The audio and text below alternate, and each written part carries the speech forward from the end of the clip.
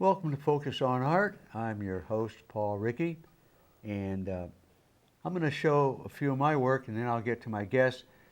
Tonight, my guest is Alex Krupkin, and he is a glass artist and mixed media artist. But he's going to show some of his glass art, and I'm going to let him hold it up, and I may ask some questions about it, but he'll know more about, because I must tell you, I don't know anything about glass art. So I'm going to learn something tonight as well as my audience. All right, I'll just show these up and we'll try to get them in. There we go. So I'm just going to rotate them around a little bit to see if you can kind of catch the light and see the designs in them. They're really beautiful. These are solid. They're made out of borosilicate glass. Now let me ask you, is it two pieces that you fuse together? How do you get the colors in the middle? That kind of I didn't quite understand how that could be done. So the way that this is done is it's called torch working or flame working because you're working over a direct source of heat or flame. It's an oxygen propane flame, and the way that it works is you take solid or hollow, pieces of glass, and melt them and shape them while they're in and out of the flame. And glass, it's similar kind of in the way that you work it to sugar or caramel, where you heat it up to a certain point and then you take it out of the heat and you can work with it for a certain period of time. Wow. And how do you get it so smooth though? Well, that's part of the working of it. And so you gather is a term where you're basically heating up a rod of clear glass into a ball, and you add color to it, and then while it's hot, you can use a pick to rake. See, that's where you're getting these star colors. I see. There we go. Is you use a rake while it's hot to push the color in certain directions in order to give it a certain effect. And so you can use just physical movement of it in order to get a certain effect. Don't you? No. You your hands? No. No, You don't. You don't. Wow. Well, there are different types of torches, and some of them run hotter than others. But I have one where the flame is kind of like this, and it doesn't really start to get hot until you get really, really close. And so you can work far. So the flame's right here. You can work far away enough from it, 6 inches or so. I was just wondering if maybe you had to wear gloves or no, something to protect your hands. some people do when they're working on like really big pieces, or sometimes depending on the flow of the heat over the piece, kind of like water, where it'll hit a spot on the glass and it'll go around it. And if you have a piece that has a lot of edges on it and curves, it's going to follow that same route. And so if you're holding it and you have it, the heat can go onto you. So you have to be careful. So that's amazing. As far as getting them smooth, it's a matter of working them, and then there are all these forms. You usually use marble molds or other types of molds that are made out of graphite or wood, and you use them to smooth the glass while it's hot enough to move. It's. Can I ask you about this one here? Oh yeah, sure. I noticed that it's obviously driftwood. Where did you find the driftwood? This is just off of one of the beaches in Newport. I'm not exactly sure which one. Newport, Oregon. Yeah. That's a pretty piece of. Yeah, I always liked driftwood in old. Well, I like old barns, so I like old, distorted wood it has a character to it that brand new boards that the mill has smoothed, and they're not interesting at all, but that is very interesting. Well, the cool thing about this piece and a number of other pieces that I've been working with is that you can see I'll hold it up here again, the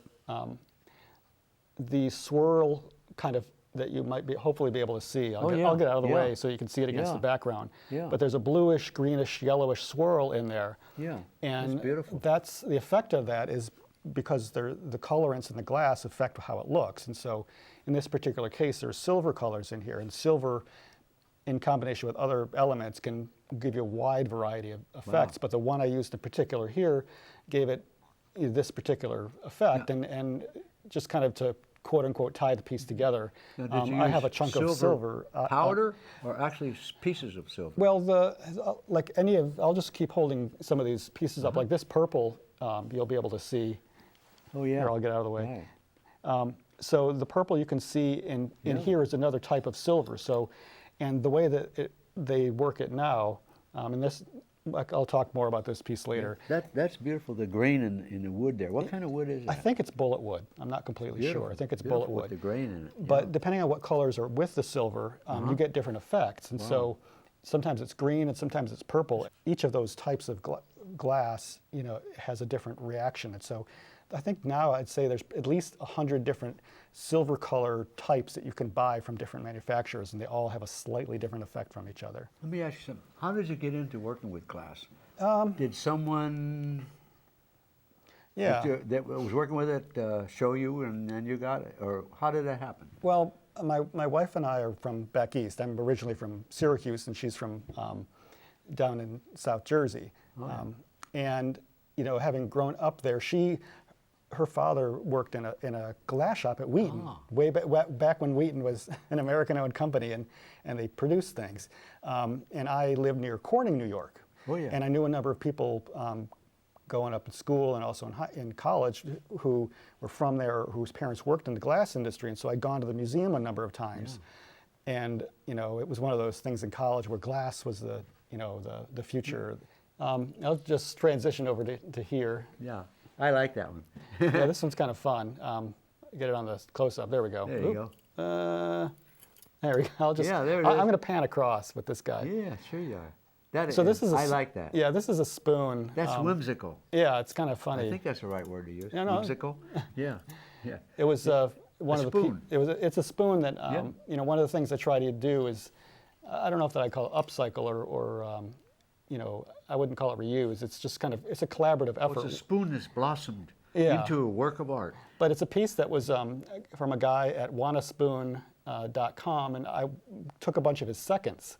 And so it wasn't something he could ever do with it. Right. And so, but for me, it was a lot of fun just to kind of play with, because I'm not a woodworker. I know how to do things a little bit in wood, but I'm not a woodworker. I don't have the equipment for it. And so it's nice to be able to work with other people. Collaborations are awesome. Oh, yeah. This piece here I'll show you again briefly. This piece here is made out of PMC or precious metal clay, and it's silver. Wow. And it has one of my little pieces in the middle, and then everything else, all the other glass and wood. A rare stone set. Yeah. Yeah, it's set in there. Yeah. And so, what I try to do a lot is take work that from people I know and just try to. It's a cross-promotional, and also they do things that I can't. The wood enhances it too, because it's got such a beautiful grain that the glass work is beautiful, but the wood is like, it has to be a beautiful piece of wood to have those beautiful glass pieces there. Yeah. Yeah. It's like a good marriage. This is from the same type of wood, actually. This odd piece here. I'll just rotate it around just so you can see what it looks like. And I was just playing around with different effects on the wood, and there's a lot. I have a belt sander, and I was just playing around with the way that, and I like a lot of motion out of my stuff, and so, I don't know if it's kind of like a bird or whatever, but it has this little, these little doodles, and they're just kind of fun. This one here almost looks like a, an arrowhead. Yeah. I had originally, intended these pieces here, this one and this one, to be in, a lot of times I'll make stuff for different projects, and they'll just kind of end up where they end up. Well, that's a beautiful piece. Thanks. All your pieces are beautiful. And this one of the pieces that I have here it's a tomahawk. Yeah, that's clever.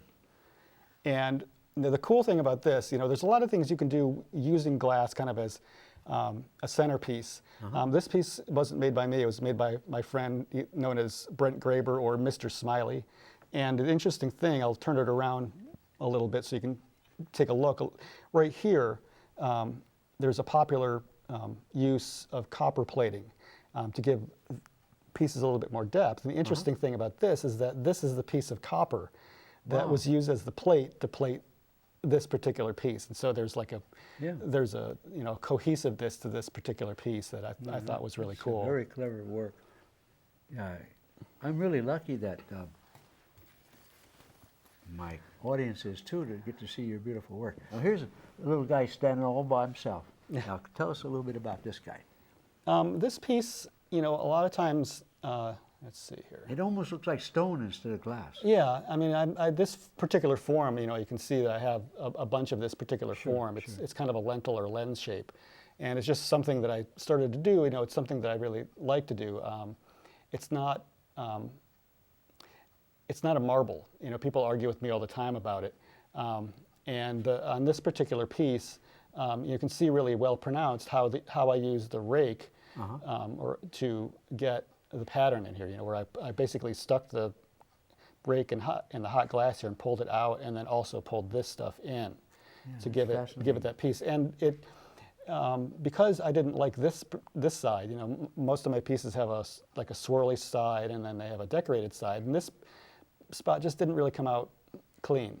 And so I stuck it in the tumbler and with some of the sand and some rocks, and it gives it this really nice finish. It gives it a matte finish, yeah. And it gives it a different feel. You know, if you feel it, it just has this awesome feel to it. It feels like a rock almost. Yeah, it has texture. It's smooth, but it's like not. a kind that was rolling in a stream and got rounded. You know, yeah. Yeah, sometimes I'll have a bunch of like seconds that I'll do that with, and I'll throw them on the beach, around the beaches in Newport, and you know, people might think that it's been there for 10 years, but in reality, it was an overnight tumble. It was in May. Well, you know, you've added a lot to the program, and thank you very much, Alex. All right. I've enjoyed having you as a guest. It was great being here. And maybe you'll come back some other time. Yeah. To show some other things. I'd be happy to. I'd be happy to have you back. Thank you very much. And that's the end of our show. We were lucky to have Alex to show his beautiful work. Thank you.